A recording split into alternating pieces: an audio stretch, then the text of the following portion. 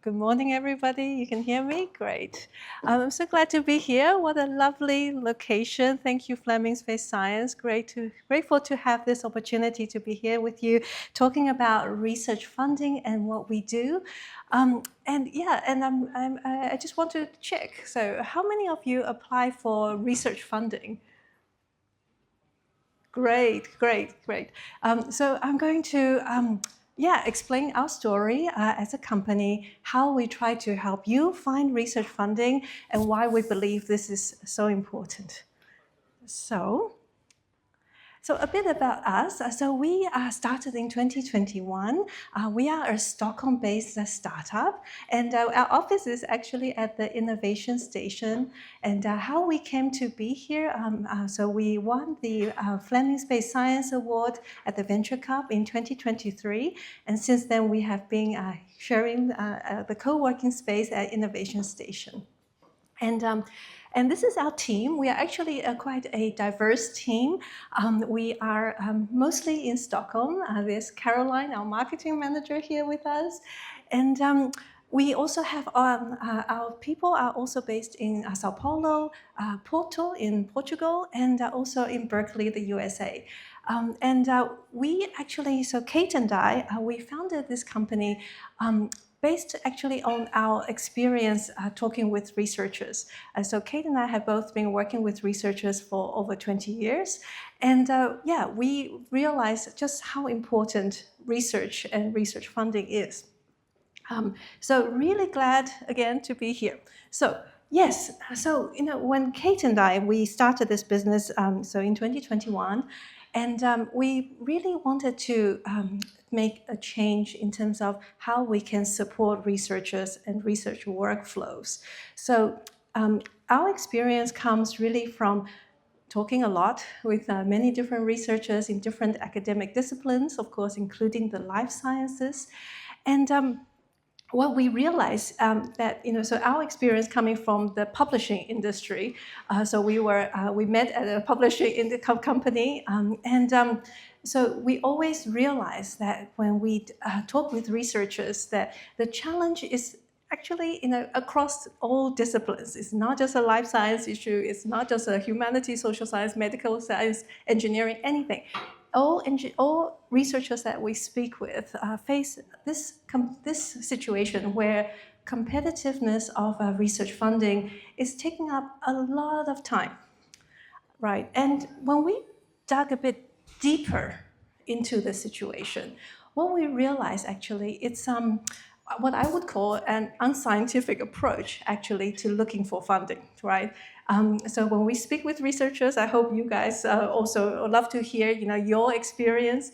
But most people rely on a word of mouth, so relying on somebody to tell them about a particular funder, and also relying a lot on manual spreadsheets to collect that information. And so what happens with this approach, so waiting for information to come and not necessarily taking a very systematic way of going about it, in our opinion, is that everybody is applying to the same funders. And then we have a situation of that we see in science today, well, hyper-competition. I think competition is important, but I think hyper-competition is actually a waste of people's talent and energy. So what we're trying to do is to improve this process so that everybody would have the opportunity to have research funds and also be able to really explore your talent and explore your imagination and not be stressed out by funding. Now, since we launched the business, we also talk a lot with research managers, so the administration inside your universities. What we hear from the research managers is that essentially the situation is that there is a limited number of research managers and they have to serve everybody's needs.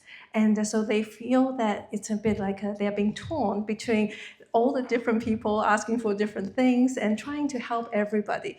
And this is a bit of an unscalable situation where everybody has very individual needs. So yeah, they face also a very stressful situation in life. So when we hear more, when we look at the situation more, we can summarize this situation to what are some of the most common challenges, right? So from a researcher's perspective, it's about finding the right fundings and then also applying for that. So those are two elements. What first you must know about the funding before you can actually apply. So for research managers, what we hear a lot, very interestingly, is that they talk about they of course research managers have a wealth of information when it comes to research funding opportunities. They also know how to use research funding databases very well. But what we hear from them is that, oh, we have this research funding database, but nobody in our university is actually using it. And the funny thing with this is that when we talk with researchers, they tell us the other side of the story, and they say, I don't think my institution has a research funding database. So that kind of suggests that there is probably a disconnect between the two. And the other side of the coin, of course, is that research funders, they often say they have too many or too few, actually, of funding opportunities, of people applying. So there are obviously some disconnect between the three parties, the researchers, research managers, and research funders. I think that we can better connect the dots. Now, but why should we even care, right? And why is this problem actually so complex? Well, the problem is that every year there's actually, collectively as a world, we spend some 1.7 trillion US dollars. There's a lot of zeros in there. The thing is that we spend this, how do we distribute the funding, right? So we have something like 8,000 universities, 8 million researchers, and something more than 40,000 research funders. So just imagine, right? They all have their different requirements and different needs, and yet they have to be able to find each other. And so then the situation, because there's so many different parties at play and so many different funders and so many different funding opportunities, it's actually quite chaotic trying to get everybody together, and it's hyper competitive, right? So when I say 25% success rate, that is actually being generous. The Horizon Europe, we're talking like 10% sometimes, right? So it almost feels like it's even worse than buying the lottery. And the amount of time, right, that you as researchers would spend on applying for funding, I think this is probably an underestimate, right? 14% of your time is spent on just applying. So how can we make that process a lot more efficient, or help just a step? So every part, right, if we can make it easier for you to discover funding opportunities, then hopefully that also will reduce the amount of time. And it's also very, very important to find the right opportunities to apply for, because when you don't apply for the right opportunities, then it's really also a waste of your time, because probably most likely that you will not be getting those funds. So it's really important to find the right funding and then apply for them. Now, so ultimately, as a society, this is super, super important. I think all of you know, because we are in the bubble of the research area. But it's really where we as taxpayers are spending that money to invest in the future, invest in solutions to help our different challenges that we have. So many different things that we take for granted, the amazing technology that we have today for recording this session. Ellen and I were just talking about how amazing, how simple it is to use, and how everything's so compact and so easy. How did this come about? Yeah, sure. Yes, the tech companies have done a lot of the work, but also the research actually behind it, right? All the little components that the companies then put together. So everything feeds into that. And maybe just from a very personal story, my own cat. I don't know how many of you have cats, but she has right now coronavirus, so a feline coronavirus. And 5 years ago, this would have been a death sentence. And since we have had a pandemic with COVID, we have advanced in our research on antiviral drugs. And now there is antiviral that has been adopted for cats that can treat this condition. And she should be expected to make a full recovery, fingers crossed. So this really, drives home to me the message that, we get the funding out to researchers, we let researchers focus on research, and we can have amazing solutions, whether it's for cancer, whether it's for great recording technology. It really makes a difference to our lives. So how do we do this then as a company? So we're really thinking about what are the different challenges faced by the different stakeholders, so the researchers, research managers, and research funders. And so first of all, the very basic part is really to structure the eligibility criteria, right? Because funding, if you don't meet the eligibility criteria, you don't need to apply. So we have a very structured approach that helps you to match your needs. So whether you are doing what subject area you're working on, what career stage you are at, what location you are at, and then finding that match to the requirements of the funder. And that, of course, is not sufficient. We also need to have the information that's presented to you needs to be recognizable. So we make it very user-friendly, and I will show you what I mean by all this. So we have very user-friendly descriptions. And then once you have that opportunity, we also provide a lot of tracking tools so to help you track that information, right? Because I mentioned earlier, remember these Excel sheets? Well, Excel sheets are great. I love them myself, but to update Excel sheets is a pain, right? It's always, basically an Excel sheet is just always out of date. So you need to have some tools in place that can help you to keep track of all this without you actively making those changes, and the system would just help you track. And of course, these days, everybody needs a splash of AI in everything that we do, and we also have used and plan to use even more incorporation of the technology to help us to get you the right opportunities. So just a bit about what it looks like on our database. So scientifyRESEARCH.org, so if you want to take a look. So when it comes to structuring the eligibility criteria, so you can see that it's really important.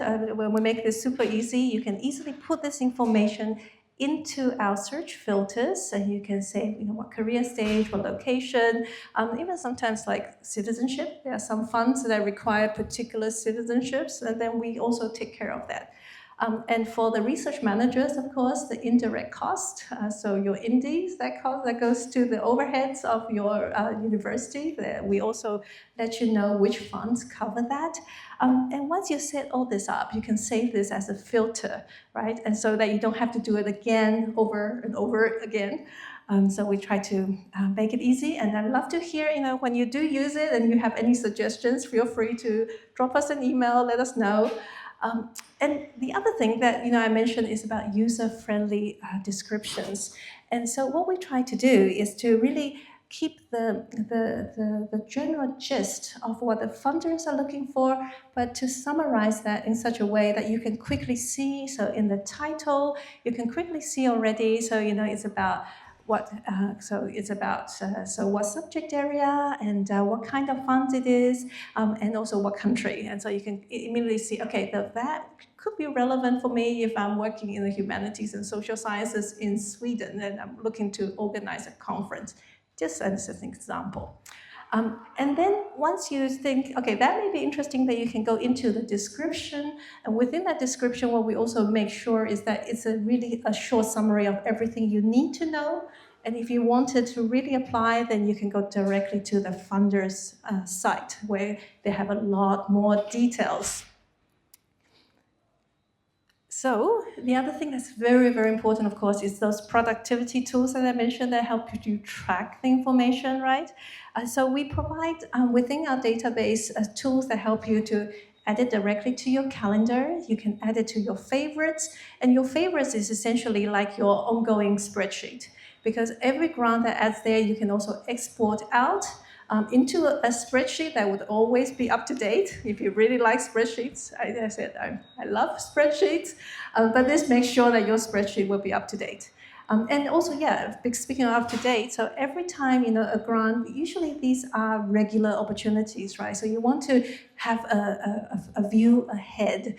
So, whether it's happening now or it's happening in 12 months' time or 6 months' time, that you can keep track of those, and then you have this in your favorites, and then you can go, okay, has the information updated, and so that you know immediately when information is updated. So another very important part that in terms of us supporting researchers and research managers is actually by supporting the research manager, because your research managers at your institution are really, as we've seen before, they have a lot of workload, they're looking after a lot of people, and what we try to do is to scale the processes that they have. And so what we have developed, and it's actually a co-creation with a lot of research managers, and what they have been telling us, is that we like to, we have different constituents, right? So you have different departments, you have different career levels, and then people try to be able to serve these different needs. And so what we call them is we have different groups. And so in our next iteration of our database, we have developed these different groups, and that you can then, as a research manager, you can make those groups yourself, customize it however you want.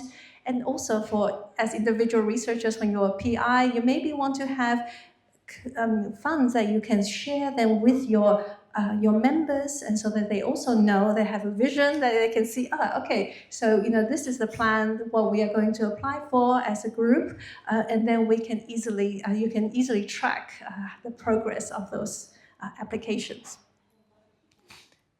So what we see, or what we hope to achieve by connecting researchers, better connection between researchers and research funders, is that we envision a world where there is researchers and research managers are empowered, and so that also by connecting researchers with the right funding information, we can save time, make it more efficient, and also ultimately so that research funders can really fund the best research ideas and really push forward science and solutions for us as a society. So thank you for your attention. I'm very pleased again to have this opportunity to share with you what we are doing at scientifyRESEARCH. I'd love to have an opportunity to discuss more with you what we are doing. And thank you.